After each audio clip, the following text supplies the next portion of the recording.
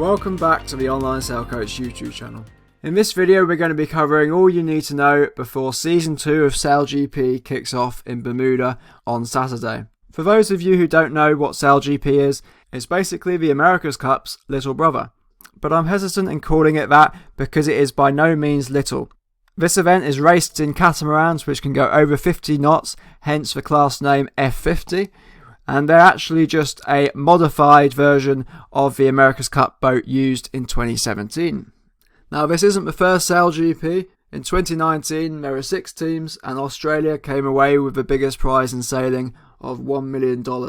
In the 2020 season there was only one event before the world shut down, and that was won by Ben Ainslie and Team Great Britain.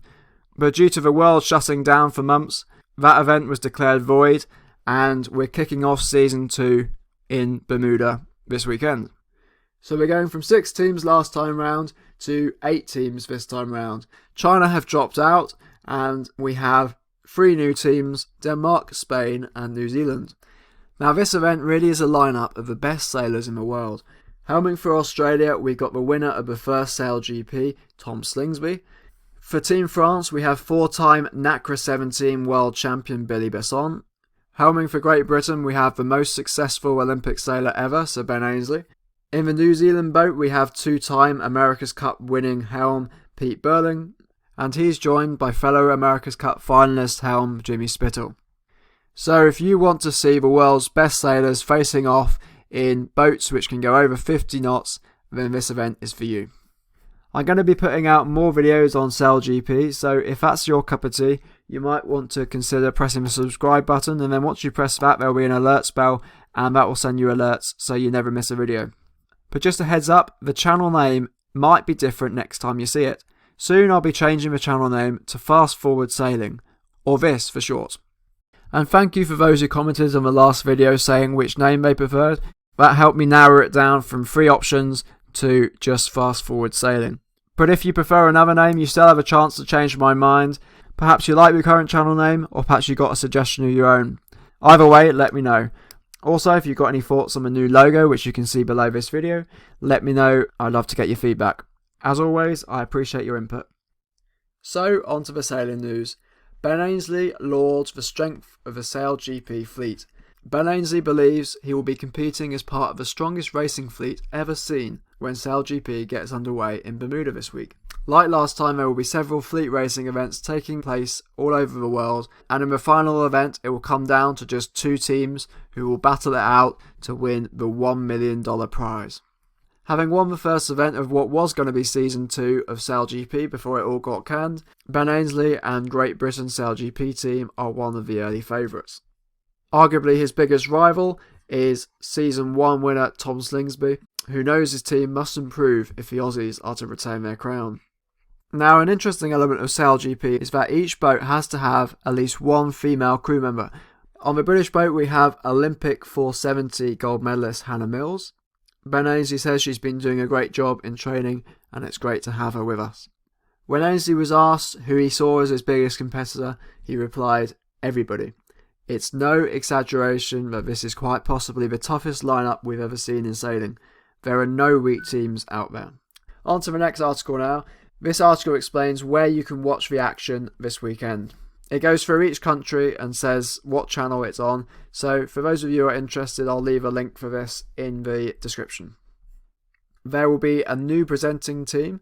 Ali Vance, a former pentathlete and versatile sports broadcaster, will join as on-water reporter for Season 2.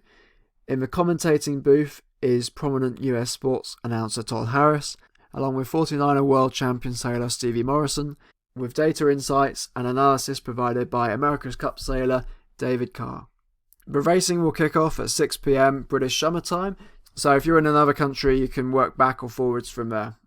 It's going to be broadcast on Sky Sports in the UK, Fox Sports in Australia, CBS in the US and Canada, and Sky Sports in New Zealand.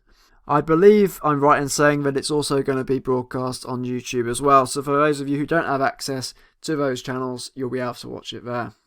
Just quickly, if you've been enjoying the video so far, I'd really appreciate it if you could hit the like button below this video. It helps the channel and gets this video out to more people. So with that said, on with the video. So sure enough, if we type SailGP into the search bar on YouTube, we can see we have day 2 scheduled here, and presumably there's a day 1 somewhere as well. And you can see below the video title, it says the time and date. Now, for those of you who've been following the build up to this year's SailGP, you will have heard that the New Zealand team had a bit of drama in the build up. Basically, the New Zealand boat was sent to Bermuda unfinished because of uncertainty over shipping times, and the hope was they could finish off the boat well in time for the event, but they were hit by a lockdown in Bermuda, which initially slowed progress, but SailGP was able to get an exemption, so they have finished their boat, but as we see here, strong winds have delayed the first outing for Team New Zealand. The New Zealand team, run by co-CEOs Pete Burling and Blair Tuke, have credited the extraordinary work of the entire team in getting the brand new F50 ready in time for the season opening. However, their first sail was delayed due to strong winds. Blair Tuke said, "It would have been good to sail today, but the weather wasn't right, and that's all part of sailing. We've been lucky to get 4 good training days on other boats, and the priority for us is to ensure our boat is ready to race this weekend. To even get to this point where our F50 is built and ready to go in time is remarkable, really." The New Zealand boat will be named Amalkura, tell me if I'm pronouncing that wrong, and it will be adorned with a blue fern as a proud symbol of Aotearoa's identity. I probably pronounced that wrong too. Burling says that not only does the F50 look awesome, but it's a powerful way to take the important message of ocean restoration and protection to the rest of the world. And that's the big theme around the SailGP series. I believe they're the only carbon positive sport in the world, so this event really is a revolutionary one. On to the next article here. This gives a bit more information for those who want to learn more about SailGP. So the F50 class is a one design development class, so all boats are identical, but subjected to continuous simultaneous improvement. And unlike the America's Cup, it's collaborative, so all the data goes into the Oracle systems. Oracle support the event, and all the data that the teams collect is shared amongst the teams. And I'm a big fan of this personally. I think the America's Cup, over its history, has been plagued by this build of rivalry between the teams where they hide their innovations. And I think SailGP's way of doing it will not only help the boats get better over time, but will also provide closer and therefore more exciting racing. But if you disagree with me on that and you like the America's Cup way of doing things, let me know and I'll try and respond to your comments. Back to the article here. So, the race courses are short, which puts crews under immense pressure. Real-time data drawn from some 1,200 sensors placed on the boats and the athletes, along with onboard cameras and microphones, helps with the development of equipment as well as the tactics and techniques required to reach the pinnacle of performance. Throughout the season, teams will accumulate points in a league table format before the top 2 contest the dramatic final to decide the ultimate winner of the championship. Because the boats are all one design, ultimately the racing comes down to skill and human performance. I personally think that SailGP has the potential to become the pinnacle sailing event, possibly usurping the America's Cup. We have fast, cool looking boats, fleet racing against each other in one design, close racing. If I was planning a sailing event like this myself, I don't think I'd be doing anything different. It tackles a lot of the criticisms thrown at the America's Cup, and I think it's really going to complement the America's Cup and help sailing become the spectator sport that it's been struggling to become over the last 20 years. So that's it for today's video.